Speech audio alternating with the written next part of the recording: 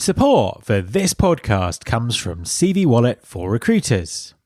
In a world of generative AI and skill shortages, where you either have too many unsuitable applicants or struggle to hire due to a lack of qualified ones, CV Wallet's global programmatic network uniquely combines their award-winning programmatic sourcing technology with a global media network that's optimized on applicant quality to automatically deliver qualified, verified candidates on a cost per application basis straight into your hiring process. Find out more by going to cvwallet.com/recruiter-platform. That's cvwallet.com/recruiter-platform. There's been more of scientific discovery, more of technical advancement and material progress in your lifetime and mine than in all the ages of history.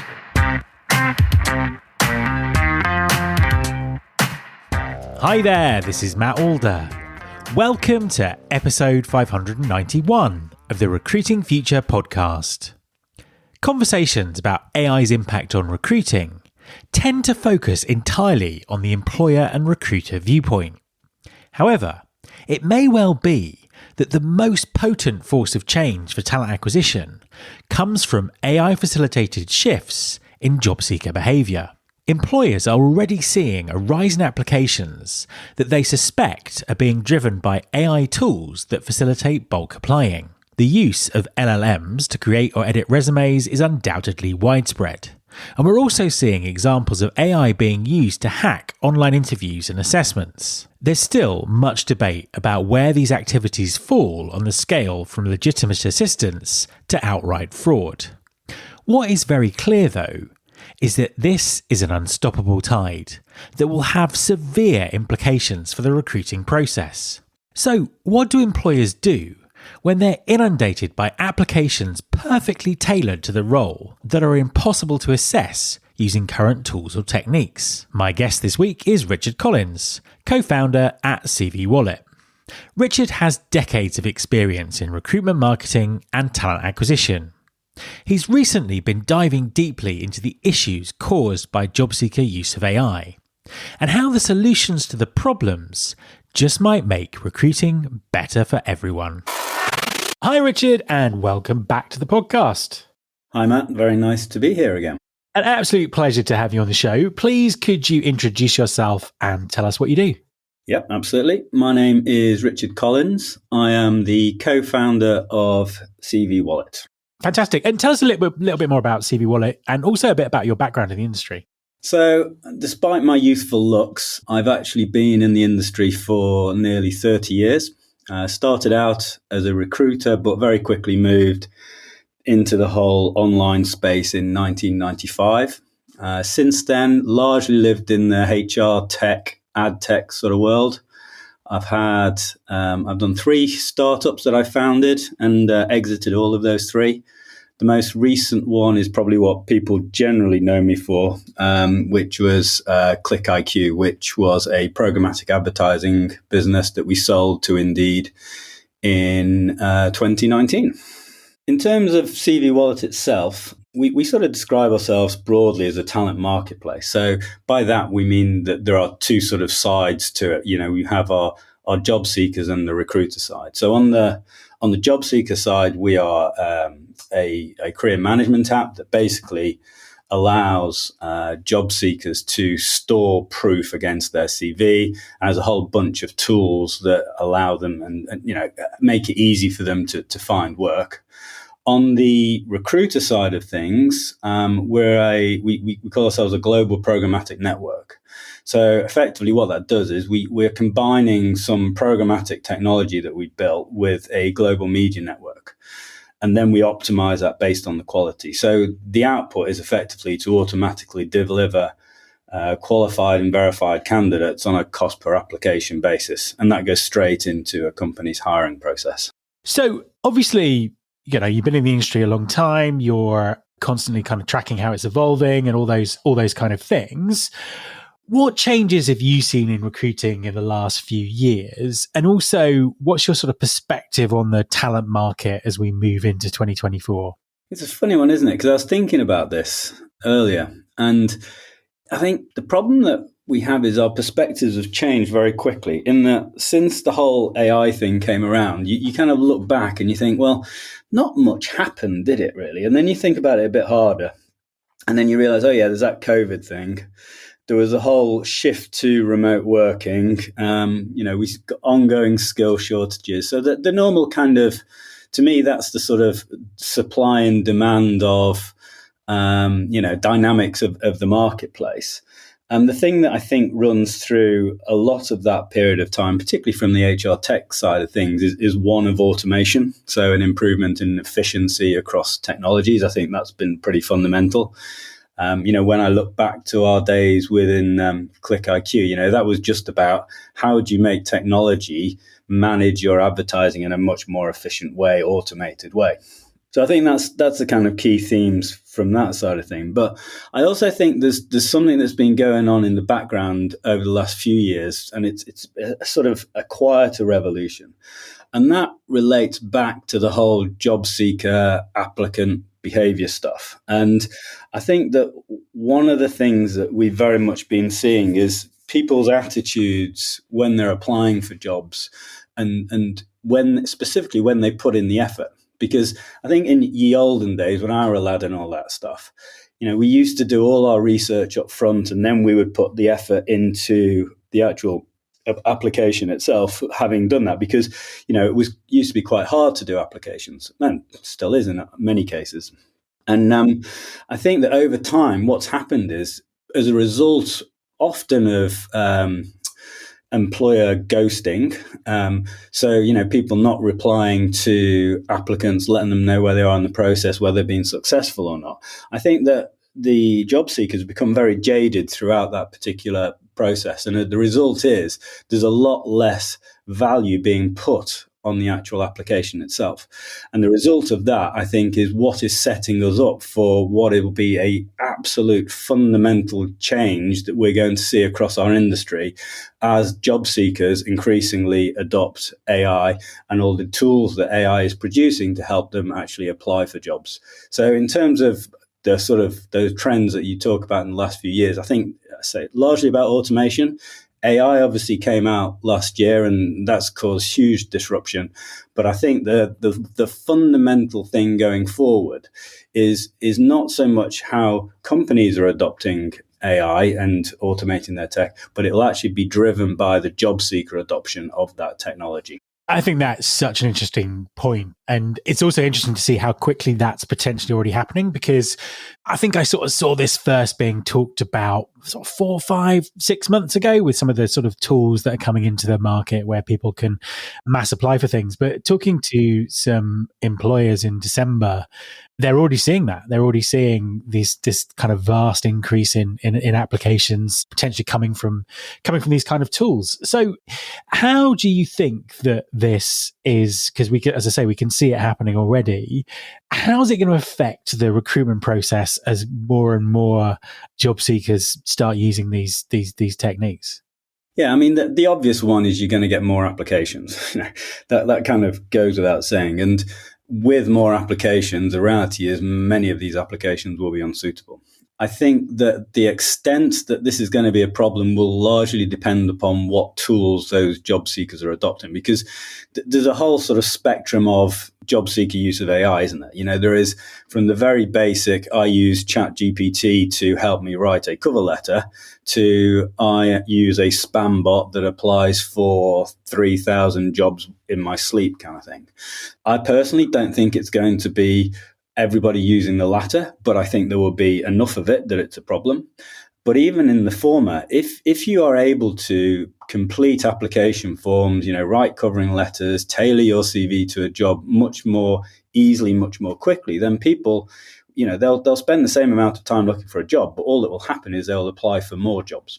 So, we're going to have this situation, therefore, that you're going to see a lot more unsuitable applicants coming forward. So if you're running a TA team, the challenge is, well, how do I get from these 1,000 applicants that I've got to my job to actually the 10, 20, whatever the number is that I want to speak to, shortlist, put forward to hiring managers, assess, or whatever it might be. And I think that's going to be the real challenge. And to make that challenge even harder, we have a huge trust issue coming as well, because whilst, people have lived with the whole white lies on CVs, which, it's not great, but I think the reference at the end of the process often kind of put people off from, going too far in that direction. One thing that we've seen from AI is it's not really great friends with the truth, is it? You even have a word, hallucinations, that describe AI's approach to these things. And if you are doing mass applies, then there's going to be stuff in there that is just not true. So I think the issues for HR teams are, firstly, oversupply of unsuitable applicants, and secondly, how do I get to that short list of candidates when I'm not sure that I can trust the data that I'm being presented with? And therefore, how do I, my normal sort of matching technology, how is that going to get me to those people if that's the case? So I think those are going to be the sort of key challenges that the teams are going to have to face. In terms of how they address that, we believe that it's all around pre-verifying as part of that application process and pre-qualifying the candidates through it. So, how do we check things that the candidate says that they have done? Do they have a driving license? Have they got the right to work in this particular job? Those kind of things, but making sure that it's done in a very light way so that we're not putting huge hurdles and discouraging, the best candidates. But neither, it's not a full referencing process, but just to get through to those small number of applicants, those qualified, verified applicants that you actually want to see in your shortlist. Yeah, I think that's really interesting. And I want to dive into a bit more detail. I suppose just to cover something off first, a lot of the discussion last year about dealing with this problem, or as it was seen then, potential problem, was all about using technology to filter out applications that have been made with AI. Now, that's so bad. I mean, it's just like, I don't want to even address that because it's becoming clear that is impossible, but also in some respects undesirable and wrong, because why should people not use the tools that are available to them? So I suppose putting that aside, do you think that this is going to drive a kind of a real revolution in the assessment and selection process? And are there kind of other benefits that will come with that for employers? Yeah, I think the world of assessments is in a really strong position here, but they are also potential victims in all of this. I don't know if you or any of your listeners have seen, there's a few TikTok videos doing the rounds where there's a guy and he's playing computer games and he's got his phone open next to his screen, and it's basically listening in real time to the interviewer's questions, and it's giving him answers to repeat with no thought to it at all. And there's also, tools that will complete assessments for them, write code for people, all of this kind of stuff. So I think in this sort of traditional assessment of particularly hard skills where, there is a right and a wrong answer often, I think those assessment companies are going to have to do stuff to make sure that there isn't the same level of cheating happening. There's obviously tools like auto-proctoring tools, which is like an exam invigilator, but an online version that can sort of monitor all that stuff. But again, it's a bit of an arms race. I think we'll see a shift back to in-person interview and assessments because of all of this stuff.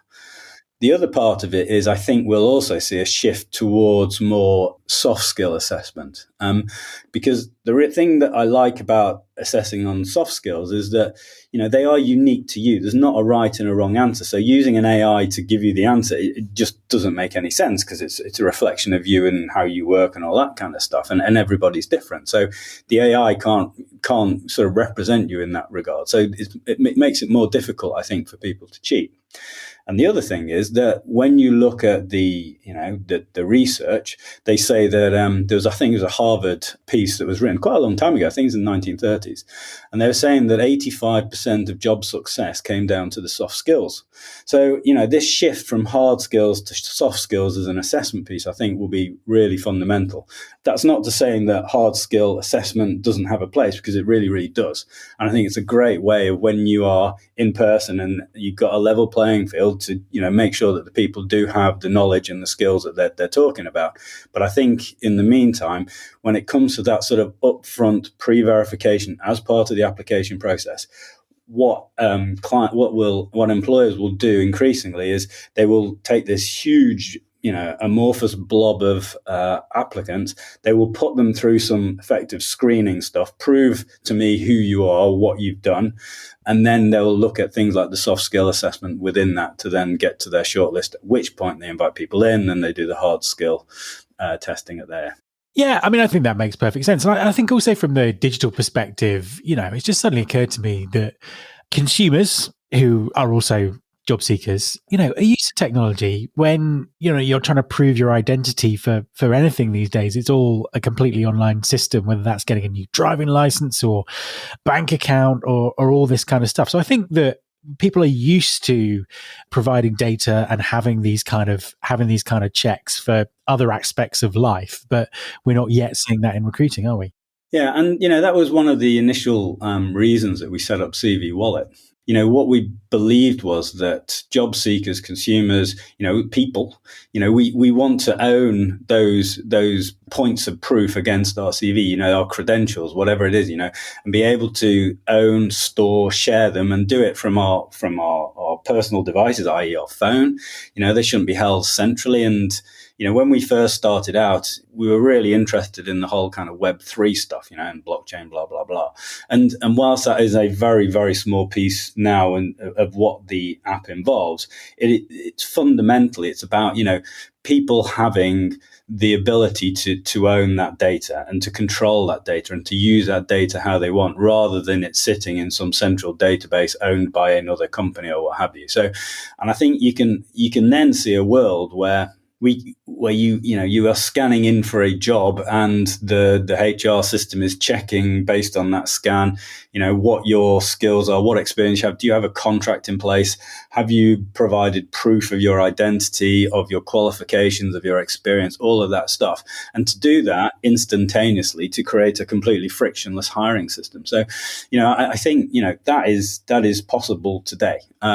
We built, we call it a blue tick verification system, and it verifies forwards and backwards. So we can make it forwards and backwards compatible. So, if the company that is verifying something are unable to verify it, then you can provide proof of it and all that kind of stuff. So, all of that is there and working and what have you, but it's not in the mainstream by any means yet.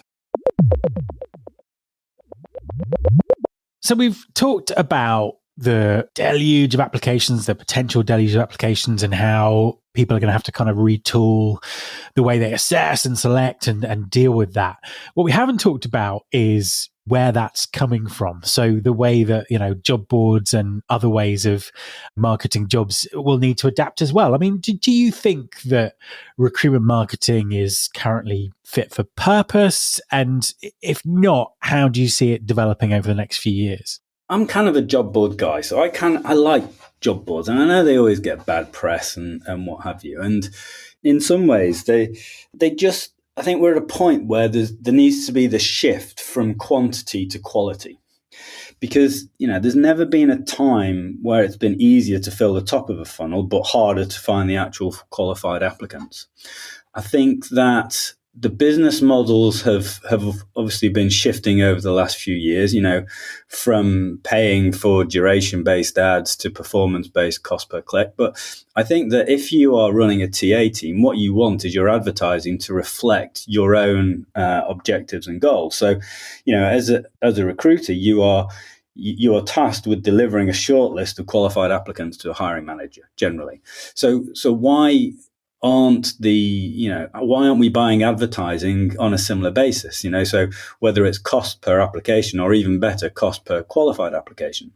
Now, to actually qualify an application, we are using technology to deliver that. So ultimately, you can then have a situation where you take this great technology you blend it with a global media network, as we have all of these different job boards.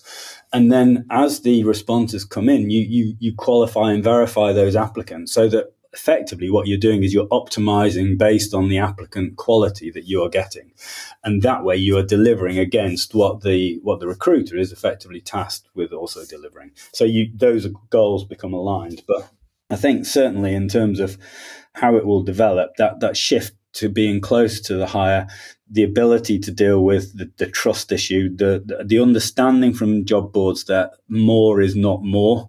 And in fact, if we can shift to quality, that would be a really big result, really great result for their clients. So we're talking about some huge fundamental changes to the job board industry, the way that recruiting works, all these sort of things. And traditionally, as an industry, we've perhaps not changed as quickly as other areas of the enterprise, and certainly perhaps not as quickly as people predict. How do you think this is going to pan out? I mean, how much actual change do you think we'll see in 2024? I think 2024 will be the year that we see the effects of the AI stuff on the job seeker side. We talked about it for a big chunk of 2023, that this is coming and here are the tools and people are starting to adopt it. And you run a survey and you're already seeing sort of 60, 70% of respondents saying that they would use AI as part of their job application process. So I think 2024 is when we see the full impact, or certainly the start of the full impact within the recruiting teams of that.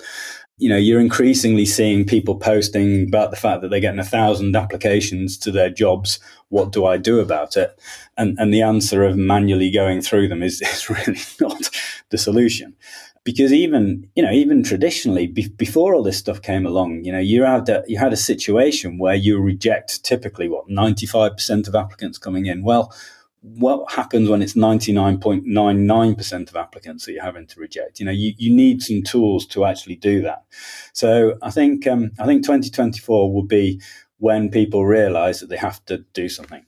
One of the things that I saw posted the other day was the idea of companies adopting a sort of job seeker charter of what they expect from people using AI, etc.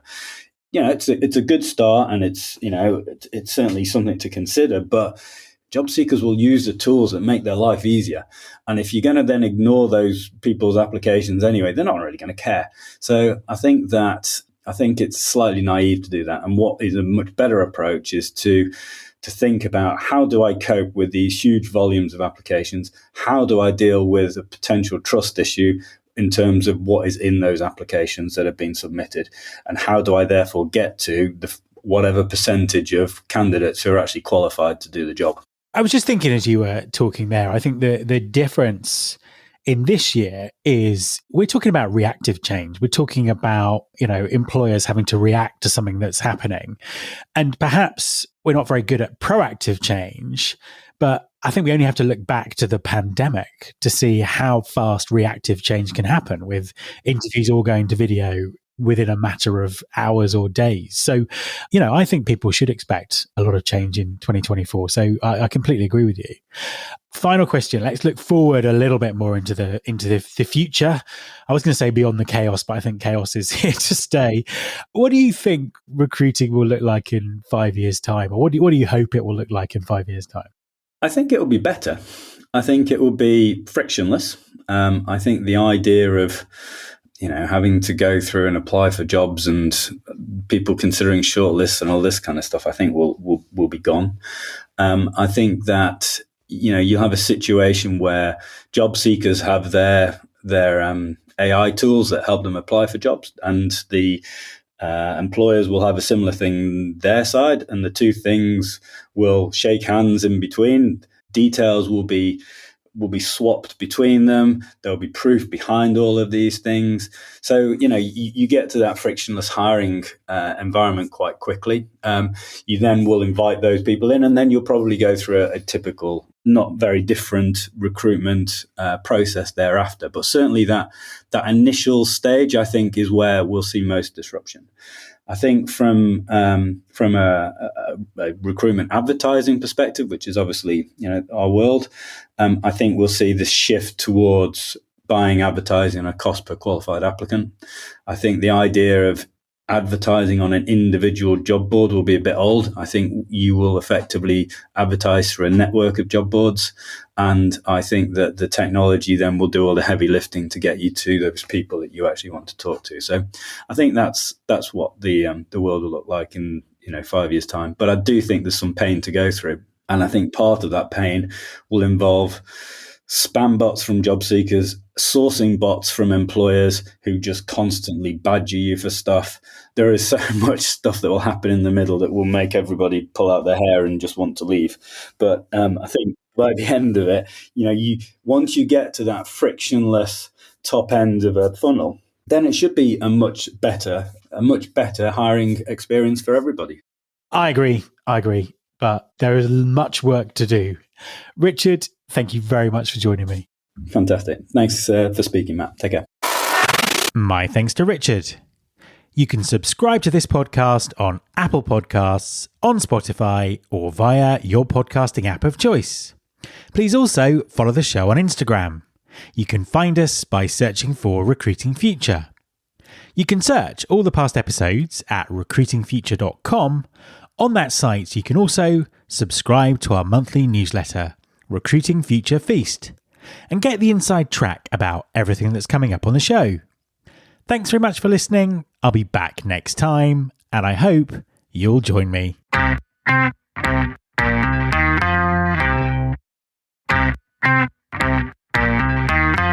This is my show.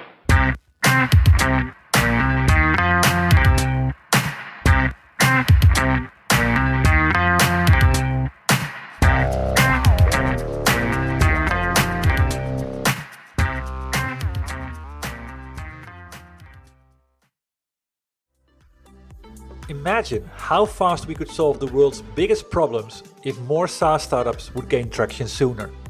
Welcome to the Tech Entrepreneur on a Mission podcast. This podcast is dedicated to sharing experiences from B2B SaaS CEOs who are going above and beyond to deliver change that is noticed. You will hear their secrets and learn what is required to build a SaaS business that the world starts talking about and keeps talking about, and how to overcome the roadblocks to do so.